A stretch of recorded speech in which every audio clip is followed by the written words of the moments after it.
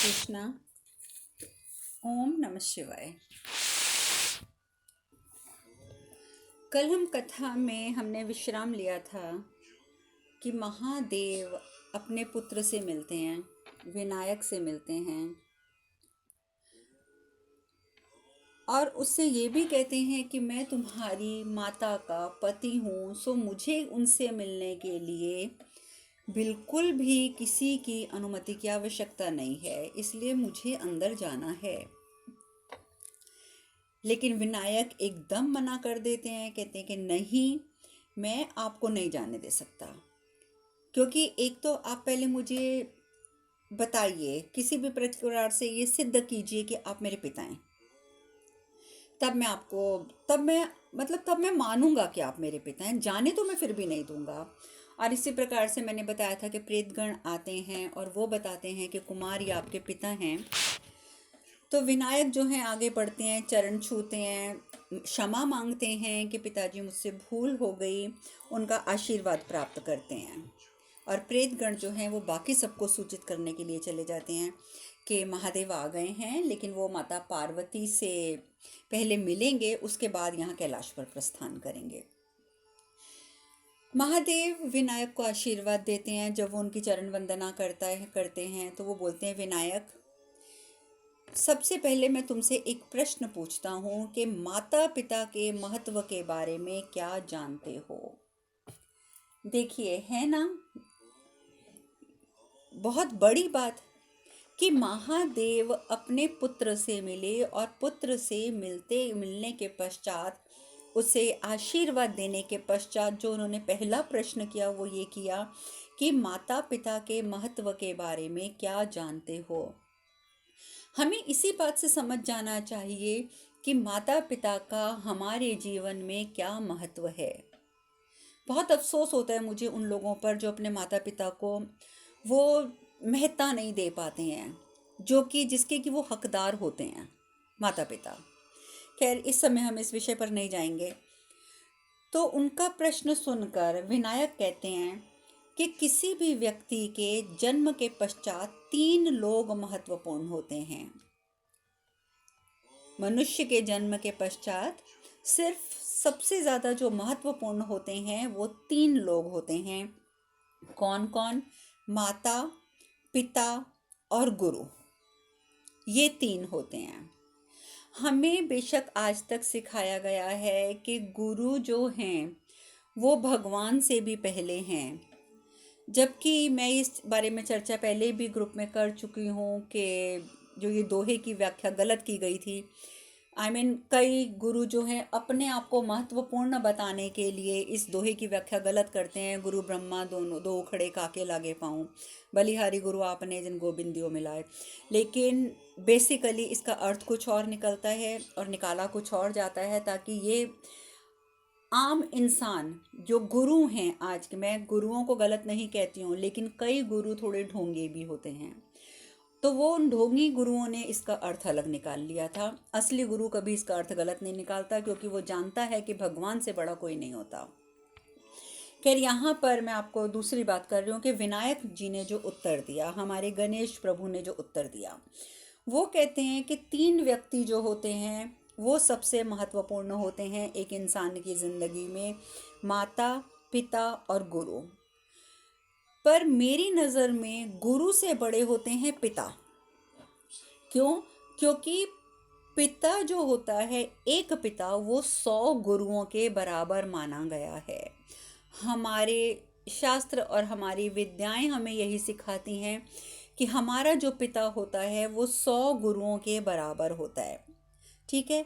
परंतु माँ का स्थान पिता से भी बड़ा होता है, क्योंकि 100 पिता मिलकर भी एक माँ का स्थान नहीं ले सकते। तो जो विनायक ने व्याख्या की, उस व्याख्या के अनुसार एक इंसान की ज़िंदगी में 3 लोग महत्वपूर्ण हैं, लेकिन उन तीनों को अगर क्रमबद्ध किया जाता है तो सबसे ऊपर आती है माँ। 100 पिता मिलके भी एक माँ नहीं बन सकते।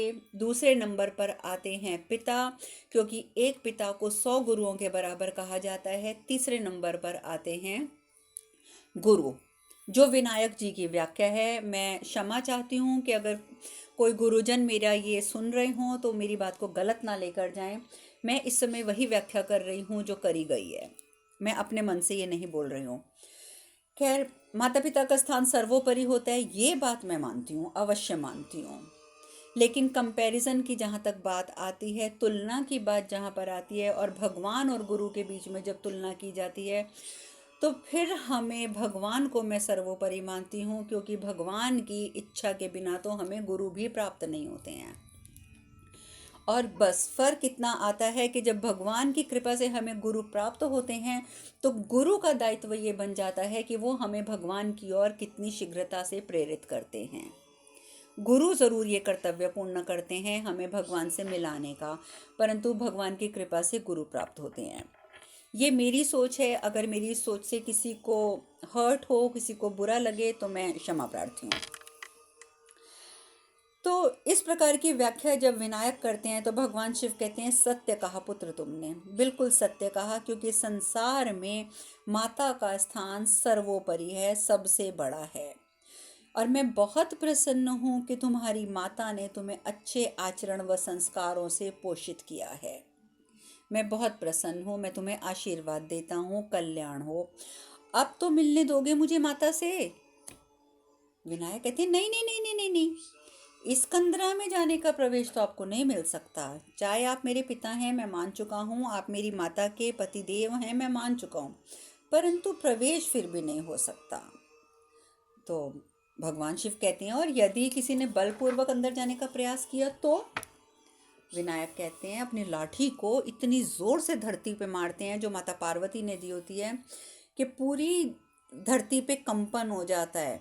और लाठी को धरती पर मार के बोलते हैं, अगर कोई बल से अंदर जाना चाहेगा तो मैं बल से रोकूंगा, क्योंकि मैं माता को वचन दे चुका हूँ और मैं माता के वचन का पालन करूँगा। उनका आदेश है कि कोई कंदरा में नहीं जाए, तो कोई नहीं जाएगा, चाहे वो आप ही क्यों ना हो। महादेव को एक तरफ से प्रसन्नता भी होती है कि चलो ये पुत्र अपनी माता का कहा तो मानता है इतना। वो उसे आशीर्वाद देते हैं विनायक को, और वहाँ से कैलाश की ओर प्रस्थान कर लेते हैं। उधर स्नान पूर्ण हो जाता है। अनुसुईया माता कहती हैं कि पूजा में बहुत समय लगेगा देवी, अगर आप एक बार बैठ गई तो आप उठ नहीं सकेंगी, क्योंकि पूजा के बीच में उठना जो है वो अशुभ हो जाएगा। आप चाहें तो आप महादेव से पहले ही मिल लीजिए, क्योंकि मैं आपको पूजा के बीच में नहीं जाने दूंगी। तो माता पार्वती कहती हैं, अरे प्रतीक्षा की पीड़ा का थोड़ा एहसास होने दीजिए उन्हें भी, हम उनसे पूजा के पश्चात ही मिलेंगे। और वैसे भी वो कैलाश की ओर प्रस्थान कर चुके हैं, क्योंकि जो वार्ता हो रही थी विनायक में और महादेव में, माता पार्वती का पूरा ध्यान वहीं था, वो सुन रही थी। अब देखिए, महादेव ने कहा था, और भगवान विष्णु के साथ जब वार्ता हुई थी तो विष्णु भगवान ने कहा था कि महादेव, होनी तो होकर रहेगी, आप कब तक विलंब करेंगे, आप कब तक नहीं जाएंगे। बिल्कुल सत्य है कि होनी तो होती है, बिल्कुल होती है, लेकिन मैं बार बार एक चीज़ बताती हूँ, क्लियर करती हूँ कि होनी तो होनी ही है, लेकिन अपने कर्मों से हम उस होनी को टाल सकते हैं। अब यहीं पे यदि माता पार्वती एक आम स्त्री की तरह मन में हठ लेकर ना बैठती कि प्रतीक्षा की पीड़ा, महादेव का भी आभास होने दो, हम बाद में मिलेंगे, माता पार्वती अगर पहले ही मिल लेती तो शायद जो विनायक के साथ घटा वो घटने से रुक जाता, या उसकी जगह कुछ छोटा घट जाता। आप लोग समझेंगे मेरी इस बात को। कई बार हमारे पास मौके होते हैं, हम अपने कर्मों से, अपनी बुद्धि से, अपनी अपनी जिसको बोलते हैं ना कि बुद्धि की शक्ति से, अपनी भक्ति की शक्ति से हम उन कर्मों को बदल कर घटनाओं को थोड़ा क्षीण कर सकते हैं। यहाँ पर अनुसुईया माता ने कहा, माता पार्वती को अनुसुईया माता ने कहा कि आप पहले मिल लीजिए, लेकिन माता पार्वती नहीं मिलने की। अगर वो मिलने चली जाती तो ये घटना घटने से रुक सकती थी, लेकिन ये होनी थी, होनी प्रबल थी, और इसीलिए माता पार्वती ने ना मिलना ही उचित समझा। वो चाहती तो ये बात टाल सकती थी। खैर, उधर कैलाश पर सब अधीर थे कि महादेव आ गए हैं तो कैलाश क्यों नहीं आ रहे, कैलाश क्यों नहीं आ रहे। तो नारद मुनि कहते हैं धैर्य रखिए, धैर्य रखिए। महादेव इतने वर्षों के पश्चात माता से मिलने गए हैं, समय तो लगेगा ना। लेकिन ये क्या, अचानक सबकी दृष्टि जाती है कि महादेव तो उपस्थित हो गए। नारद मुनि को भी थोड़ा अचंभा होता है। नारद मुनि कहते हैं प्रभु, इतने अंतराल के बाद आप माता से मिले, तो वो भी इतने कम समय के लिए, क्यों प्रभु? भगवान शिव कहते हैं नहीं देवर्षि, पार्वती से तो मैं मिला ही नहीं। तो सब हैरान होते हैं कि गए तो आप जानवी गुफा में थे, जानवी सरोवर में, तो फिर उनसे मिले क्यों नहीं? तो नंदी जो होते हैं ना महाराज, वो समझ जाते हैं। वो कहते हैं प्रभु मैं समझ गया, प्रभु मैं समझ गया, आप कुमार के कारण मिल नहीं पाए। पर प्रभु वो बालक हैं। पर एक बात बोलूं प्रभु, वो वचन के बड़े पक्के हैं। अगर वो किसी को वचन दे देते हैं ना तो वो ज़रूर निभाते हैं। पर कोई बात नहीं, मैं उन्हें जाकर समझाता हूँ कि माता का आदेश सबके लिए है परंतु महादेव के लिए नहीं है। अभी जाता हूँ, मैं भी जाता हूँ। तो नंदी और अपने साथ एक प्रेतगण को लेते हैं और कुमार को समझाने चले जाते हैं। अब नंदी जी जब वहाँ पहुँचते हैं, समझाते हैं कुमार आपने ये क्या कर दिया, महादेव वर्षों के बाद कैलाश लौटे हैं और आपने उन्हें माता से नहीं मिलने दिया। तो विनायक कहते हैं अच्छा अच्छा अच्छा, तो अब उन्होंने सिफारिश करने के लिए आपको भेजा है। नंदी कहते हैं नहीं नहीं नहीं नहीं कुमार, हमें किसी ने नहीं भेजा, हम अपनी इच्छा से आए हैं, तो आपको ये समझाने आए हैं। विनायक कहते हैं समझाने? अगर मैं अपना दायित्व ना समझता तो क्या माता मुझे ये दायित्व सौंपती? मैं अपना दायित्व समझता हूँ, आप मुझे कुछ मत समझाइए। नंदी कहते हैं परंतु महादेव, आदि शक्ति का पुत्र अपने दायित्व को अच्छी तरह समझता है, ये बात तो हम जानते हैं, हमें संदेह भी नहीं है। हम तो केवल इतना समझाना चाहते हैं कि महादेव को रोककर आप उनका अपमान कर रहे हैं, वो जगत पिता हैं। पर विनायक के ऊपर किसी बात का कोई असर नहीं होता। वो साफ कह देते हैं कि मैं आज्ञा पालन कर रहा हूँ, अपनी माता के आदेश का पालन कर रहा हूँ। मैं पक्षपात नहीं कर सकता कि मैं किसी को ना जाने दूँ और माता के पति देव को जाने दूँ। नहीं नहीं नहीं, जाइए और पुनः यहाँ किसी को मत भेजिएगा, क्योंकि मुझ पर किसी का कोई असर नहीं होगा। मैं अपने वचन का पक्का हूँ और मैं अपनी माता को वचन दे चुका हूँ। अब जब वो ये बात होती है तो नंदी कहते हैं कि देखो ये सब गलत कर रहे हो तुम, महादेव को क्रोध आ जाएगा। तो विनायक कहते क्रोध क्या आ जाएगा, मैं किसी की बात नहीं सुनता। और ये कहते हैं वो प्रेतगण, जो प्रेत आया होता है ना उनके साथ, वो कहता है कि ठीक है आप हमें हमारी बात नहीं सुन रहे ना, कोई बात नहीं, हम माता को ही पुकारते हैं, माता हमारी पुकार सुन के अवश्य बाहर आएंगी। वो प्रेतगण क्या करते हैं, बाहर खड़े खड़े खड़े माता माता माता जोर जोर से पुकारना शुरू हो जाते हैं। माता, विनायक कुमार जो हैं वो महादेव को मिलने नहीं दे रहे हैं आपसे, माता हमारी बात सुनिए माता। विनायक को चढ़ता है गुस्सा। विनायक कहते हैं कि आप मेरी माता की पूजा में विघ्न कर रहे हैं। और ये कह के वो क्या करते हैं, उठा कर जोर से पटक देते हैं प्रेत को।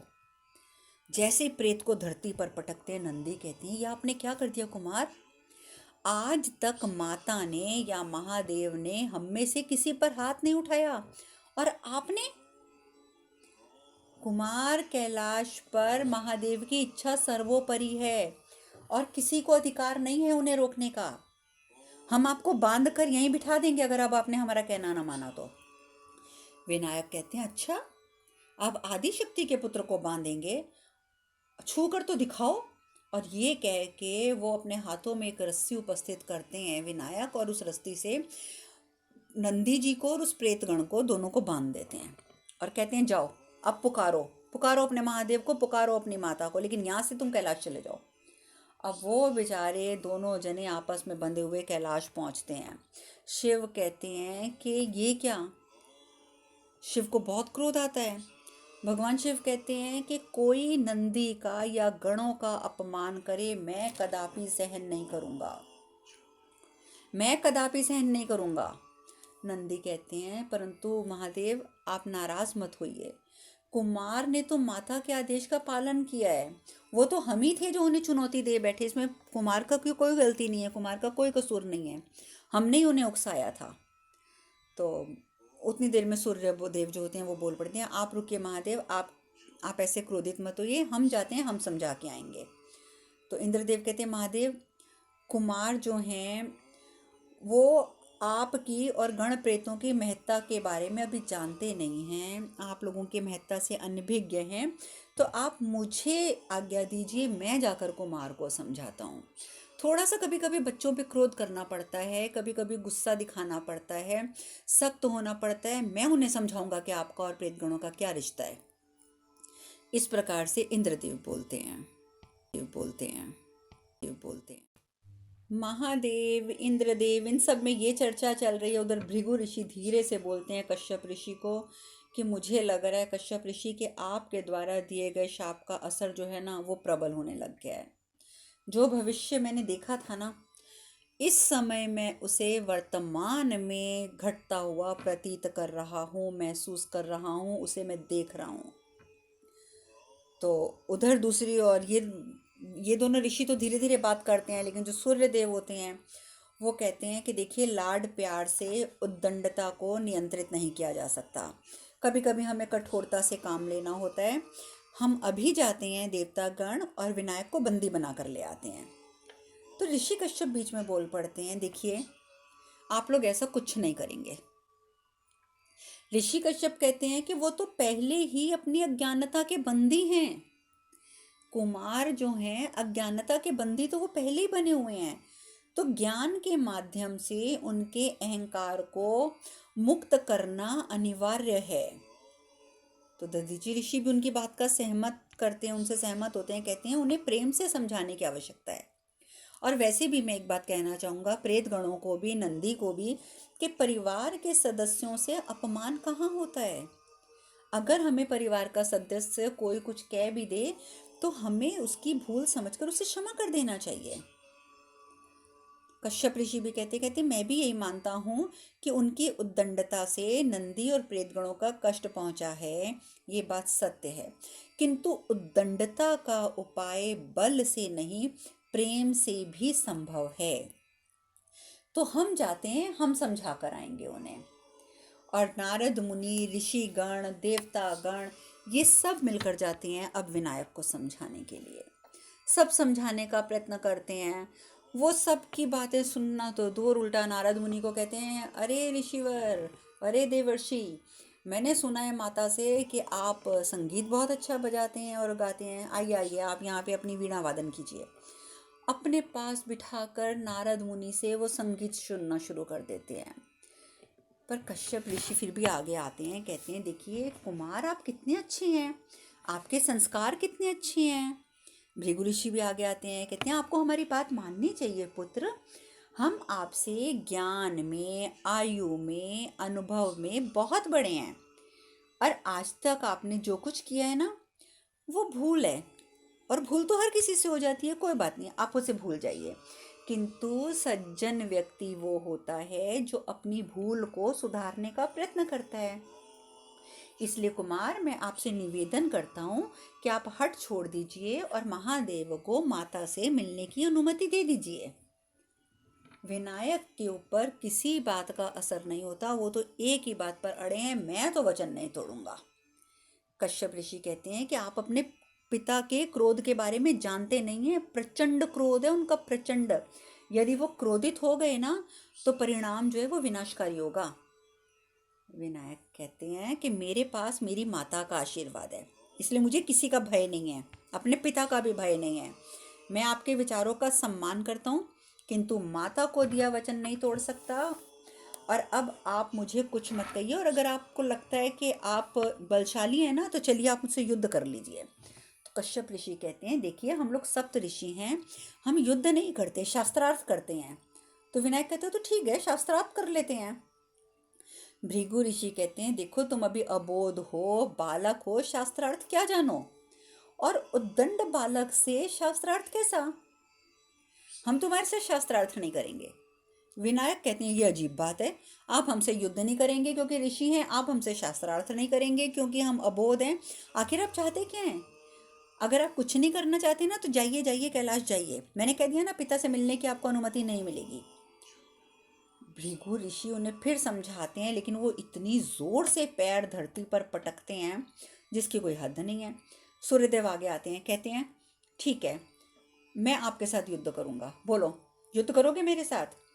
तो सूर्यदेव कहते को विनायक कहते हैं नहीं, युद्ध क्या करना है, ये लीजिए, ये मैंने भी अपना पैर पटका है ना, आप ये मेरा पैर उठा के दिखा दीजिए, तो मैं आपकी बात मान जाऊंगा, मैं अपनी हार मान लूंगा, फिर मैं महादेव को कंदरा में जाने दूंगा। सूर्यदेव कहते हैं बस? अब जी सूर्यदेव पूरा जोर लगा लेते हैं, पाँव नहीं हिला पाते, नागराज वासुकी भी सामने आ जाते हैं, फिर वो दोनों मिलके भी जोर लगाते हैं, सब कुछ कर लेते हैं, पर वो कुछ भी नहीं होता, उनका पैर हिलता तक नहीं है। अब इंद्रदेव भी आगे आ जाते हैं। इंद्रदेव कहते हैं बहुत टाइम समय हो गया है, अब बस कर दीजिए, अब महादेव को जाने दीजिए, पूजा लंबी है, महादेव कब तक इंतजार करेंगे अपनी अपनी अर्धांगिनी से मिलने के लिए। और उधर जो कश्यप ऋषि हैं वो मन ही मन में प्रार्थना करते हैं कि माता अनर्थ को रोक लीजिए, अनर्थ को रोक लीजिए। पर माता ने तो सिर्फ ध्यान दिया था। तो जब शिव की और क्षमा करें, शिव जी की और विनायक की जब वार्ता हो रही थी, सिर्फ उतनी तरफ ध्यान दिया था। अब उसके बाद तो वो पूजा में व्यस्त हैं, उनका ध्यान बिल्कुल नहीं है कि बाहर कौन हो रहा है।